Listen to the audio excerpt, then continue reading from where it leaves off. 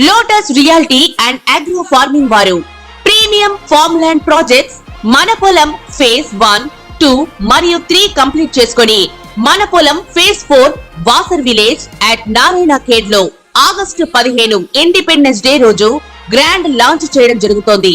Launching మరియు independence day సందర్భంగా 5 guntas land out rate లో బుక్ చేసుకున్న వారికి 1,50,000 రూపాయల డిస్కౌంట్ తో పాటు 2 గ్రాముల గోల్డ్ ఫ్రీగా ఇస్తున్నారు. పూర్తి వివరాలకు సంప్రదించండి.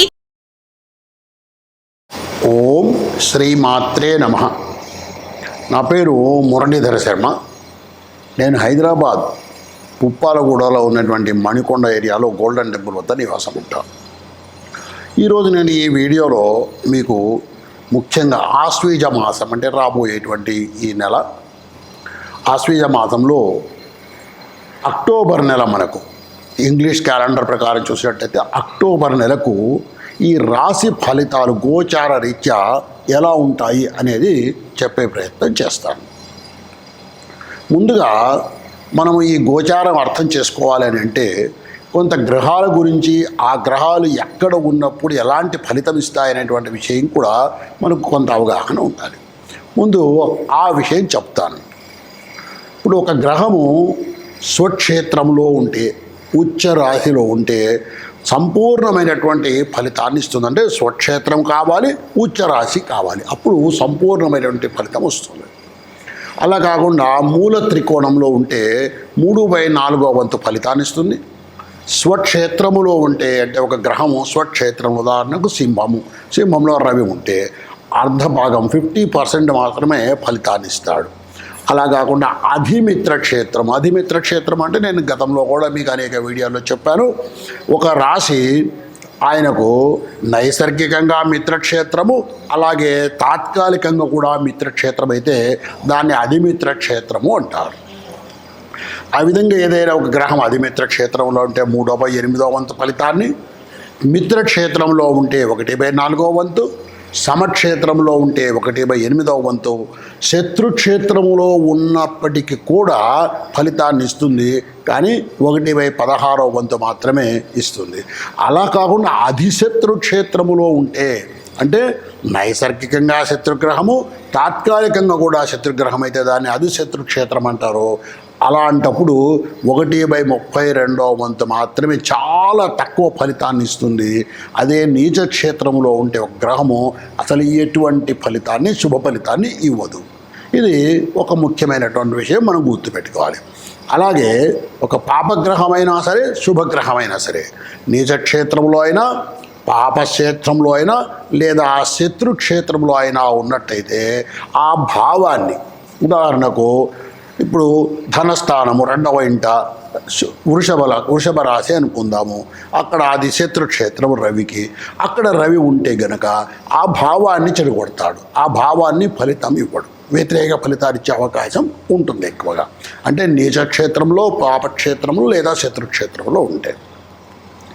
అలాగే ఒక గ్రహము సమక్షేత్రంలోనో, కేంద్రంలోనో, కోణంలోనో ఉంటే ఎక్కడ ఉన్నారో ఆ ఫలితాన్ని ఇస్తారు వాడు. అలా కాకుండా మిత్రక్షేత్రంలో, స్వక్షేత్రంలో, ఉచ్చ స్థితిలో, మూల త్రికోణంలో ఉంటే కనుక అధికమైనటువంటి ఫలితాన్ని ఇస్తారు.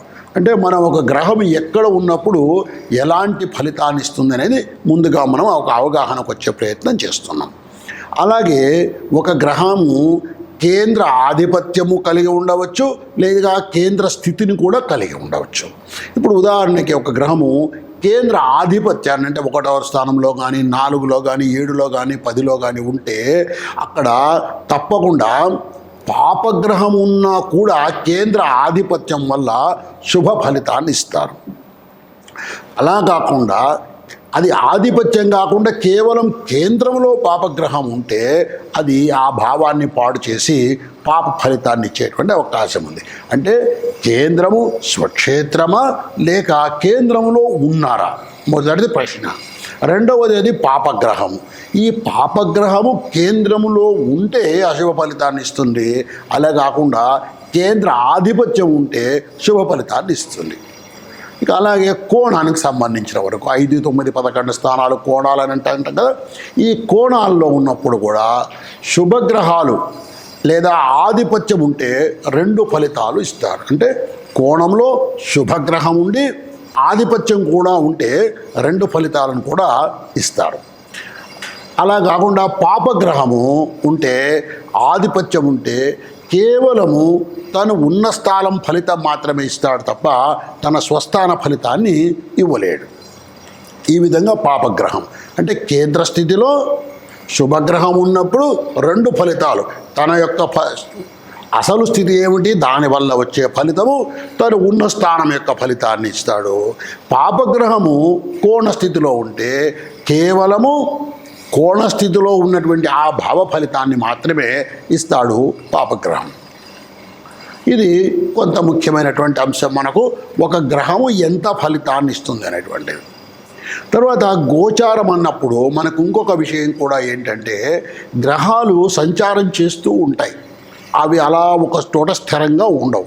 జాతకరీత్యా మనం పరిశీలించుకున్నప్పుడు అవి జాతకం మనం పుట్టినప్పుడు తయారు చేసినటువంటి రాశి చక్రంలో అవి ఎక్కడ ఉన్నాయో అక్కడే ఉన్నట్టుగా మనం భావాలు ఫలితాలు చూసుకుంటాం. గోచారం అన్నప్పుడు పంచాంగం తీసుకొని పంచాంగ రీత్యా గ్రహము ఏ రాశి నుంచి ఏ రాశికి వెళ్ళింది, అక్కడ ఎలాంటి ఫలితాన్ని ఇస్తుంది అనేది మనం తెలుసుకుంటాం. అంటే గ్రహ సంచారం, గ్రహం యొక్క కదలిక. ఈ గ్రహం యొక్క కదలిక ఎలా ఉంటుందంటే రవి బుధ శుక్ర గ్రహాలు, ఈ 3 గ్రహాలు కూడా నెలకొక్కసారి ఒక్కొక్క గ్రహాన్ని మారుతూ ఉంటాయి. చంద్రుడు 2.5 రోజులకే ఒక రాతిని మారిపోతాడు. రవి బుధ శుక్ర గ్రహాలు ఒక నెలకొకసారి ఒక రాతిని మారుతాయి. చంద్రుడు 2.5 రోజుకే ఒక రాతిని మారిపోతాడు. అలా కాకుండా కుజుడు 45 రోజులకు ఒకసారి, అంటే ఉదాహరణకి ఇప్పుడు మేషంలో ఉన్నాడు, ఈ రోజు వచ్చాడు మేషంలోకి, ఈ రోజు నుంచి 45 రోజులకు వృషభంలోకి వెళ్ళిపోతాడు కుజుడు. ఇక గురువు సంవత్సరానికి ఒకసారి ఒక రాశి మారుతాడు. అంటే ఇప్పుడు ఉదాహరణకు మీరు మేషరాశిలో జన్మించారు, మీకు ఇప్పుడు మేషంలో గురువు ఉన్నాడు అనుకుందాం, లేదా వృషభ రాశిలో జన్మించారు, ప్రస్తుతం వృషభంలో గురువు ఉన్నాడు. మళ్ళీ వృషభంలోకి గురువు రావాలంటే 12 సంవత్సరాల కాలం పడుతుంది. ఒక్కొక్క రాశిని ఒక్కొక్క సంవత్సర కాలం ఆయన ఉండి అక్కడ ఆ ఫలితాన్నిచ్చి గురువు ముందుకు పోతాడు. అలాగాక శని చూసినట్టయితే 2.5 సంవత్సరాలకు ఒక్కసారి ఒక రాశి మారిపోతాడు.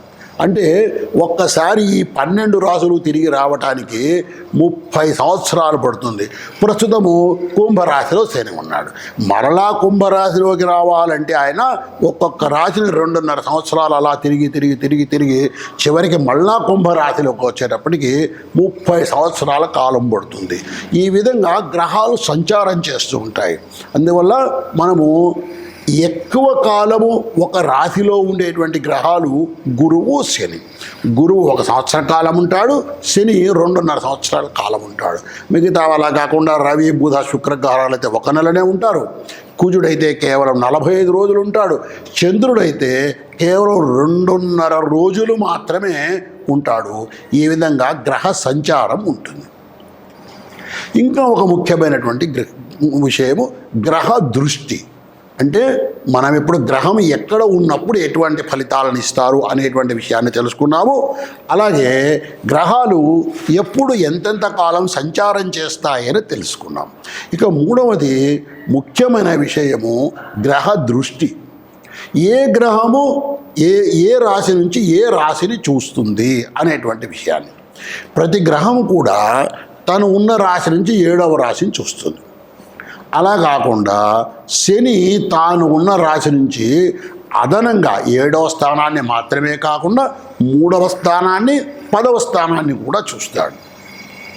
ఇక కుజుడు తను ఉన్నటువంటి స్థానం కాకుండా, తను ఉన్న స్థానం నుంచి 7వ స్థానాన్ని కాకుండా అదనంగా 4, 8 స్థానాలను కూడా చూస్తాడు. అలాగే గురువు 5, 9 స్థానాలను చూస్తారు. అంటే రాహుకేతువులను మినహాయిస్తే రవి చంద్ర కుజ బుధ గురు శుక్ర శని అనేటువంటి ఈ 7 గ్రహాల్లో శని కుజ గురువులకు 7వ దృష్టి కాకుండా అదనంగా కూడా దృష్టి ఉంటుంది. ఇప్పుడు ఇది శుభగ్రహంగా ఉన్నప్పుడు శుభ ఫలితాలు, గురు దృష్టి ఉన్నప్పుడు శుభ ఫలితాలు వస్తుంటాయి. అలా కాకుండా శని దృష్టి కుజ దృష్టి ఉన్నప్పుడు అశుభ ఫలితాలు వస్తుంటాయి. ఈ విధంగా మనకు ఈ గ్రహాల యొక్క దృష్టులు అంటే మనం ఒక గోచారం తెలుసుకోవడము, పంచాంగం చూసుకొని మన గోచార ఫలితాన్ని తెలుసుకోవాలంటే ముందు గ్రహం ఎక్కడ ఉంది, ఎటువంటి దృష్టి కలిగి ఉంది, మూడవది ఏ స్థితిలో ఉంది, అంటే వక్రస్థితి కూడా ఉంటుంది. దీనికి గ్రహాలను 3 విభాగాలుగా చూడొచ్చు మనం. బింబగ్రహాలు, తారాగ్రహాలు, ఛాయాగ్రహాలు అని 3 విధాలుగా చూడవచ్చు. ఈ రవి చంద్రులు వీళ్ళను బింబగ్రహాలు అంటారు. వీళ్ళకి ఎటువంటి వక్రగతి ఉండదు. ఇక అలా కాకుండా రాహు కేతు గ్రహాలు, ఇవి 2 ఛాయాగ్రహాలు. ఇవి ఎప్పుడూ వక్రగతిలోనే తిరుగుతుంటాయి. అంటే 2 గ్రహాలు రవిచంద్రులు పోయారు, రాహుకేతువులు పోయారు. మిగిలిన 5 గ్రహాలు కుజ, బుధ, గురు, శుక్ర, శని, వీటిని తారాగ్రహాలు అంటారు. వీటికి వక్రస్థితి కూడా కలుగుతుంటుంది. వక్రస్థితి అంటే వెరగ మార్గంలో నడవవు. వాటి యొక్క సంచారం మనము భూమి మీద నుంచి చూసినప్పుడు మిగతా గ్రహాలతో వెనుకబడినట్టుగా కనపడుతుంటాయి. ఈ విధంగా వక్రస్థితిలో కూడా ఉంటూ ఉంటాయి గ్రహాలు. కాబట్టి మనము ఈ గహనము ఎలా ఉంది, ఏ ఏ ఏ గ్రహము వక్రస్థితిలో ఉంది, పాపగ్రహము వక్రస్థితిలో ఉంటే అంటే కుజ, శని ఇలాంటి గ్రహాలు వక్రస్థితిలో ఉంటే పాప ఫలితాన్ని ఇస్తాయి. శుభగ్రహాలు వక్రస్థితిలో ఉంటే శుభ ఫలితాన్ని కూడా ఇస్తాయి. గురువు ప్రత్యేకించి వక్రస్థితిలో ఉన్నప్పుడు ఏ రాశిలో ఉంటే ఆ రాశి ఫలితాన్ని ఇస్తాడు. మిగిలిన గ్రహాలు అలా కాదు. ఇప్పుడు ఉదాహరణకు ప్రస్తుతం ఈ ఆశ్వీజ మాసంలో లేదా ఈ అక్టోబర్ నెలలో చూసినట్టయితే వృషభ రాశిలో ఉన్నటువంటి గురువు వక్రస్థితిలో ఉన్నాడు. అక్కడ ఆ స్థానాన్ని బట్టి ఫలితం ఇస్తాడు. శని ఇతర గ్రహాలు అంటే మనం చెప్పుకున్నట్టుగా కుజ, బుధ, శుక్ర, శని గ్రహాలు ఇవి వాటికన్నా ముందు అంటే ఇప్పుడు ఉదాహరణకి ఇప్పుడు కుంభంలో ఉన్నటువంటి శని వక్రస్థితిలో ఉన్నాడు. అంటే మకర రాశి యొక్క ఫలితాన్ని ఆయన ఇస్తాడు.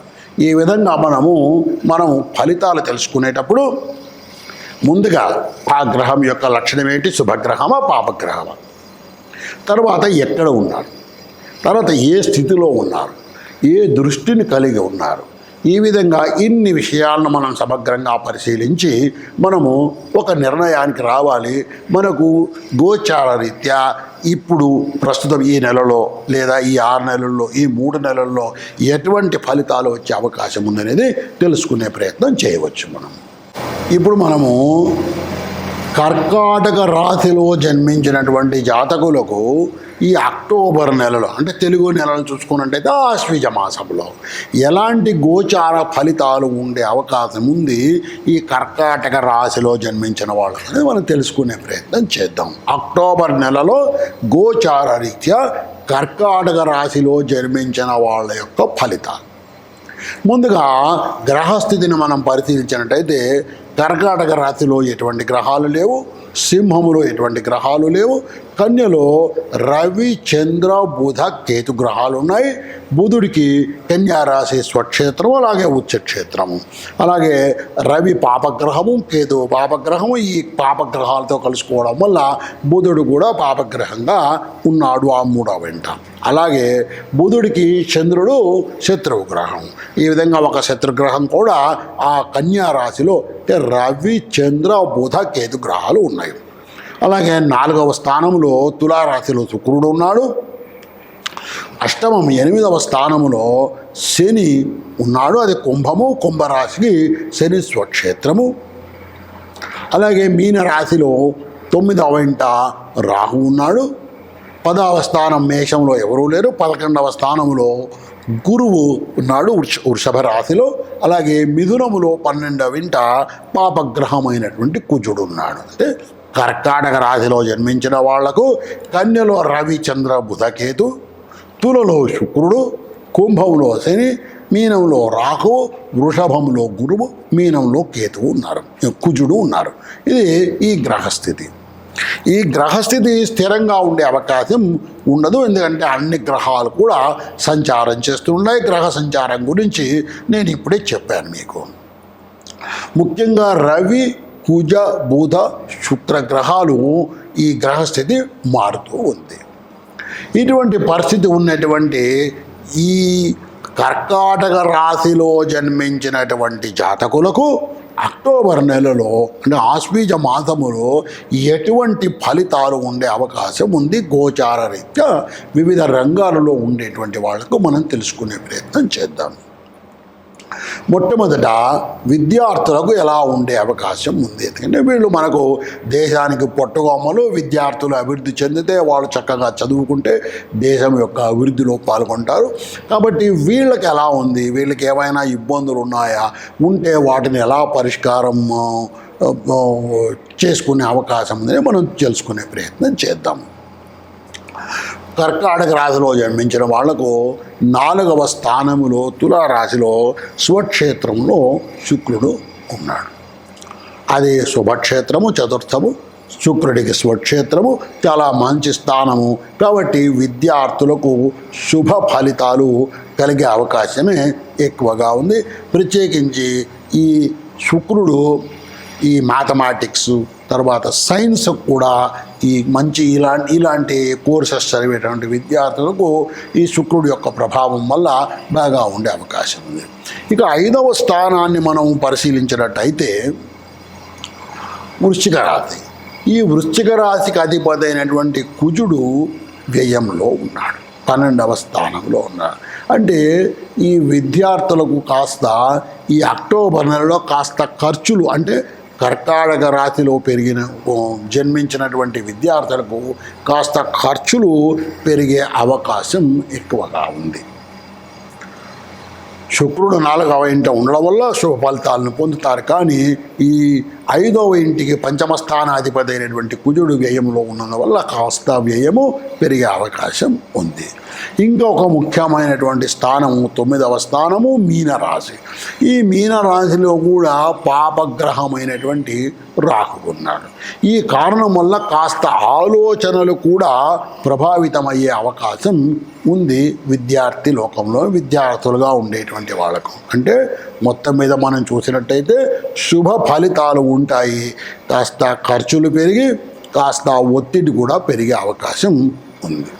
మరి వీళ్ళు ఏం చేయాలి అంటే, ముఖ్యంగా ఈ 9వ ఇంట రాహు ఉండడం వలన కాస్త వీళ్ళ మీద ఆలోచనల మీద ప్రభావం ఎక్కువగా ఉండే అవకాశం ఉంది. అలాగే కుజుడి యొక్క ప్రభావం కూడా ఎక్కువగా ఉండే అవకాశం ఉంది. కాబట్టి ఈ నెలలో విద్యార్థులు ఏదైనా దేవాలయాన్ని, ప్రత్యేకించి శివాలయాన్ని సందర్శించినట్టయితే తప్పకుండా వీటి యొక్క ప్రభావం తగ్గుతుంది. ఈ తులలో శుక్రుడు ఉండడం వలన మంచి ఫలితాలను కూడా వీళ్ళు పొందగలుగుతారు. ఇక మరో రంగము సినీ రంగములో ఉన్నటువంటి వాళ్ళు, ఈ సినీ రంగంలో ఉన్నటువంటి వాళ్లకు లేదా క్రియేటివ్ రంగంలో ఉన్నటువంటి వాళ్లకు శుక్రుడు ఒక ముఖ్యమైన గ్రహం అని చెప్పుకున్నాము. ఈ శుక్రుడు తులలో స్వక్షేత్రంలో ఉండడం వల్ల తప్పకుండా వీళ్లకు మంచి అవకాశాలే వచ్చే అవకాశం ఉంది. ఇక ముఖ్యమైనటువంటిది ఈ తృతీయములో 3వ స్థానములో ఈ సినీ రంగ ప్రముఖులకు 3వ స్థానములో రవి, చంద్ర, బుధ, కేతువులు ఉన్నారు. కాబట్టి ఈ గ్రహాలన్నీ కూడా, ఈ చంద్రుడు ప్రత్యేకించి మానసికమైనటువంటి ఒత్తిడి కలిగించేవాడు, రవి పాపగ్రహము. అలాగే 10వ స్థానం కూడా ముఖ్యమైనటువంటిది ఈ సినీ రంగ ప్రముఖులకు. శుక్రుడు బాగా ఉండడం వల్ల అవకాశాలు వచ్చే అవకాశం ఉంది. కాబట్టి 10వ స్థానమైనటువంటి మేషరాశి అధిపతి వ్యయంలో ఉండడం వల్ల ఖర్చులు బాగా పెరిగే అవకాశం ఉంది ఈ అక్టోబర్ నెలలో ఈ సినీ రంగంలో ఉండేటువంటి ఈ కర్కాటక రాశిలో జన్మించినటువంటి జాతకులు. అలాగే వ్యాపార రంగంలో ఉండేటువంటి వాళ్ళకు కూడా ఈ 10వ స్థానం వలన ఒత్తిడి, ఖర్చులు, 10వ స్థానం మేషరాశి యొక్క అధిపతి ఈ కుజుడు 12వ ఇంట ఉండడం వల్ల కాస్త వీళ్లకు వ్యయం బాగా పెరిగే అవకాశం ఉంది. కాస్త ఆరోగ్య విషయంలో కూడా ఈ 10వ స్థానాధిపతి 12వ ఇంట ఉన్నందువల్ల ఈ వ్యాపార రంగంలో ఉండేవాళ్ళు కాస్త జాగ్రత్తగా ఉండాలి. కానీ 11వ ఇంట లాభస్థానంలో వృషభ రాశిలో గురువు ఉన్నాడు. అక్కడ శుభగ్రహం లాభస్థానంలో ఉండడం వల్ల వ్యాపార అభివృద్ధి బాగా జరిగే అవకాశమే ఉంది. అలాగే ఇప్పుడు ఈ ఉద్యోగులు వృత్తి వ్యాపారాల్లో ఉండేటువంటి వాళ్ళకు కూడా ఖర్చులు పెరిగే అవకాశం ఉంది. 10వ స్థానాధిపతి అయినటువంటి మేషానికి అధిపతి అయినటువంటి కుజుడు మిథునంలో 12వ ఇంట ఉన్నాడు, శత్రుక్షేత్రంలో ఉన్నాడు. కాబట్టి వీళ్ళకు కూడా ఆరోగ్య విషయము అలాగే ఆర్థికపరమైనటువంటి విషయాల్లో కూడా వీళ్ళు కాస్త జాగ్రత్తగానే ఉండడం అవసరము. అలాగే ఇక రాజకీయ నాయకుల విషయానికి మనం వచ్చినట్టయితే రాజకీయ నాయకులకు కూడా ముఖ్యంగా ఈ మేషరాశి 10వ స్థానాధిపతి 12వ ఇంట ఉండడం వల్ల కాస్త ఖర్చులు పెరగడము, అనారోగ్య విషయాలు కలగడం లాంటి పరిస్థితులు వచ్చే అవకాశం ఉంది. ఇంకొక ముఖ్యమైన విషయం కూడా వీళ్ళ మీద శని ప్రభావం కూడా ఉంటుంది. శని 8వ స్థానంలో ఉన్నాడు, 7వ స్థాన ఫలితాలను ఇస్తాడు. కాబట్టి శని 8వ స్థానంలో ఉండడం కూడా కాస్త ఇబ్బందికరమైనటువంటి పరిస్థితే. 8వ స్థానంలో ఉన్నాడు, అలాగే 7వ స్థాన ఫలితాలను ఇస్తాడు. కాబట్టి ఇప్పుడు ఈ వ్యాపారులు, ఉద్యోగులు, రాజకీయ నాయకులు వీళ్ళు ఏం చేయాలి?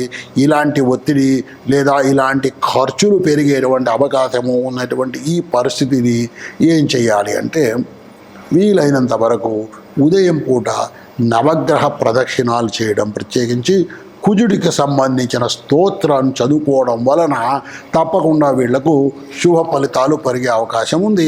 ఎందువల్లంటే 12వ ఇంట్లో వ్యయస్థానంలో, తర్వాత అది మారక స్థానము, అక్కడ కుజుడు ఉండడం వల్ల ఈ కర్కాటక రాశిలో జన్మించినటువంటి ఈ 10వ స్థానం యొక్క ప్రభావము అంటే వృత్తి వ్యాపార ఉద్యోగాల్లో ఉండేటువంటి వాళ్ళు, ఇలాంటి వాళ్ళందరికీ, రాజకీయ నాయకులకు, వీళ్ళందరికీ కూడా ఈ కుజుడి యొక్క ప్రభావం ఉండే అవకాశం ఉంది. కాబట్టి వీళ్ళు ఉదయం పూట ఈ అక్టోబర్ నెలలో ఈ ఆశ్వీజ మాసంలో కనుక నవగ్రహాలు కనుక ప్రదక్షిణాలు చేయగలిగినట్టయితే తప్పకుండా శుభ ఫలితాలను పొందగలుగుతారు.